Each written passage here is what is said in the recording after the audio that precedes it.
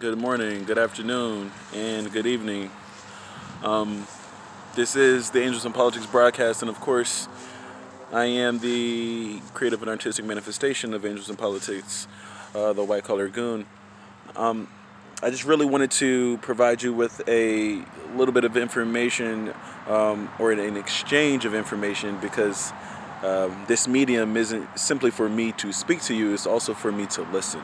And thank you for Gary Vee. Thank you to Gary Vee for stating that because social media isn't always just about, the imagery and the illusions and I guess being disillusioned by people's projections of what they might be having or what they really don't have. It's really about, hey, are we exchanging information, constructive information? Are we having thoughtful discourse or maybe even thoughtful disagreement?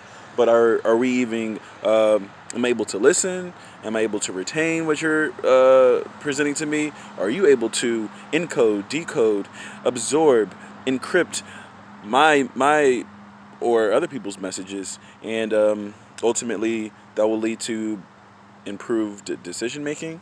And isn't that all we're looking for? Just to make better decisions in life and to get ourselves and our family and our neighbors and our community into a better position and into a better place than yesterday, than our past. And I think that's the end game. That's the end goal. And I won't be before you long, as they say sometimes whenever you are in church, or perhaps you might go to the synagogue, perhaps you might be in the temple, the mosque. You may be Buddhist, whereby they don't really have services, but they are in constant prayer. Every day. They are at one. They find the oneness, the unity with the plants, the nature, human beings. There is a sense of continuity and commonality and harmonious living. So, cheers to that. Blessings to that. To a prosperous life, to a life of prosperity, a life of tranquility, a life of peacefulness, easefulness, purposefulness is what we're looking for. All right. What I want to give you today is boom one. Salute the sun, and that's the reason why I stand out in the sun. And yeah, it might be, a little. You might need some shades, and you don't need to have the expensive like Ray-Ban shades. You can just be out here and just allow the sun rays to hit you. Don't look directly into the sun. I would suggest that, but Surya Namaskaras, just doing your movements and allowing yourself to be open to the sun whilst I speak to you. I receive a certain type of energy, a certain type of frequency. And once you meditate and once you spend time, you dedicate time for yourself, and what you're doing at that time is searching inwardly. You're going inwardly. You're going intrinsically. You're calming the mental waves, the mental ocean, and you're able to go deep into the abyss and sort yourself out. And by that I mean you're not like working on some like deep, profound like issue. I guess you could be, but sometimes you're just not thinking about anything, and you're just allowing yourself to focus on your breath, and that's the beauty of meditation. And it increases mindfulness, or it is conducive to mindfulness, and that's just being fully present in the day, being fully present in the moment. And that's where I'm at right now. I want to be present whilst I'm with you. I want to be that person whereby you can speak to me and you're going to say, hey, I have something on my chest, I have something that was trapped in my solar plexus there. I speak to you about like the chakras or the energy nodes that are located amongst or within the spine, the spinal column. But you may actually have blockages, and those are when your chakras may be closed. Okay, there might be a closing of a chakra, or there might be a overexposure, meaning your chakra is too open in a certain capacity. So like being aware of where your blockages are, or where you're if you're over extenuating yourself in a certain realm. Maybe you're saying so much, maybe you're speaking too much, maybe you're giving too much as far as your emotions and your time and your effort. So that might be an overuse or overworking the heart chakra, maybe the throat chakra. Maybe you've been trying to analyze and overanalyze, and you're trying to control everything to the point that you're restless, and you're harming yourself, and you're tormenting yourself. Maybe at night you have so much on your mind, to the point that you're putting a strain on the third eye chakra, and you're not able to access the universal download, the cosmic consciousness, that cosmic energy, the universal laws of nature. Just the universe in itself can't explode upwardly, and you can't receive it either from the skies, from the moon, from the lunar energy, from that divine feminine energy, which is the lunar energy, which is very well at the bottom of the spine as well, and it travels up to reach the solar energy, and the solar is here, and there's so much that you want to be in alignment with, you want to be in accordance with, you want to be congruent or attuned to various frequencies, various vibrations, and operate at that vibration that is conducive to you at that moment, because every day might be different. But think about that. Where are your blockages? Where do you feel like, oh man, it's like I'm just not feeling right? For me, I already talk about myself a lot, but it's like for me, I think the blockages for me alternate. Sometimes I feel like, I mentioned I keep a gate that guards my heart and my. I don't want to give you too much of that vignette. That's for Slytherin and Spine, and that'll be coming out very soon. But there's like a gate or a block, around my solar plexus, around my heart chakra. I feel like I'm still. There is still like. I won't say challenges, but as far as like, my biggest issue that you probably listened to in previous videos was the root chakra, just having that firm foundation, me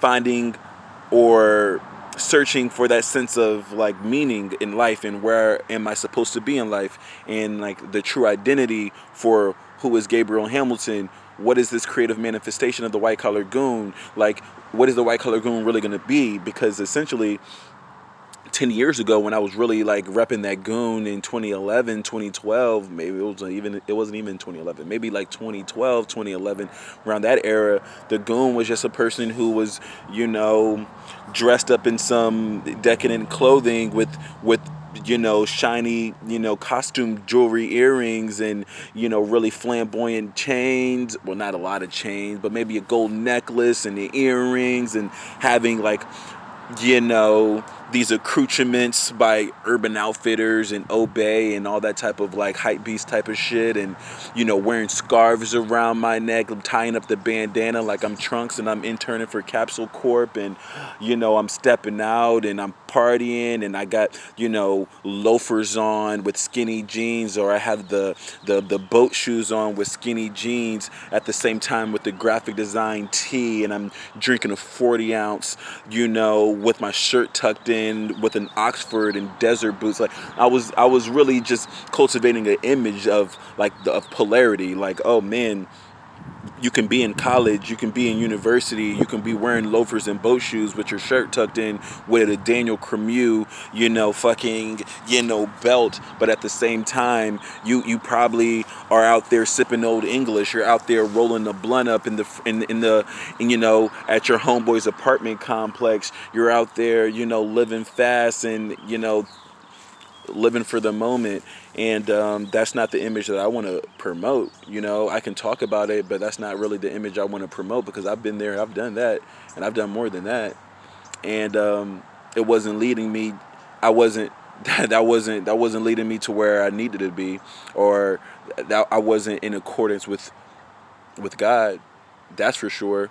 So now, like, I'm at a point where I was doing a whole lot of excessive things, and I was chasing my desires and my impulses, and I reacted very swiftly to anything that was attractive to me, particularly that feminine energy. And I love the feminine energy, and I feel like I had to alter or modify my mindset and my perspective, my cognitive functionality, my cognitive discipline. I needed to be more disciplined, more flexible in the cognitive spectrum, expanding my spectrum of consciousness, my intellectual faculties, in every sense of the word, as it pertained to how I went about gaining access to that divine feminine energy that women have just naturally, innately, that permeates every area of their activity. And there are certain women who really triggered my senses more so than others. And now I'm at a point whereby, like, how do I speak to that?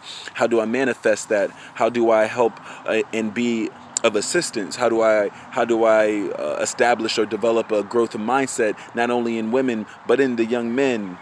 Okay, how am I able to talk to the youth and tell them that the actions that they take part in, the things that they're doing currently, will be a culmination and an accumulation of a bigger, it will add up into a bigger product, your way of being.